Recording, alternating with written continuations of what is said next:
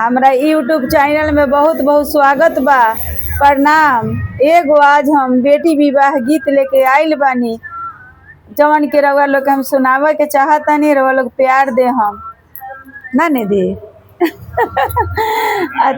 ईटा पाथू महला उठायो रे आरे।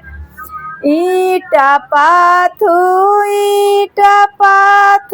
महला उठायो रे आरे। महला के अंदरे पलंगा डासायो रे आरे। महला के अंदरे पलंगा डासायो रे। ताही पलंगे सुतल पापा हो अपन पापा जोवरे अपन आमा। बेनिया डोलावस हे आहे जोवरे अपन आमा। बेनिया डोलावस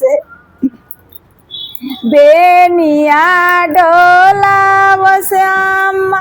पूछ सती भाव हे आहे हमारा दुलारी बेटी के काई दे हमें दान है।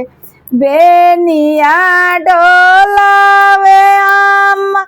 पूछ सती भाव हे आहे हमारा दुलारी बेटी के काई दे हमें दान है। हाथी दे हमें घोड़ा दे हम धनी ऊंट पर के नागार है आहे। 9 लाख रुपया दे हमें दौल के सिंगार है आहे। 9 लाख रुपया दे हमें दौल के सिंगार है आहे। अपना समधी साहेब के गदा दे हमें दान है आहे। गदा चढ़ल समधी साहेब जोई है अपना घरवा है।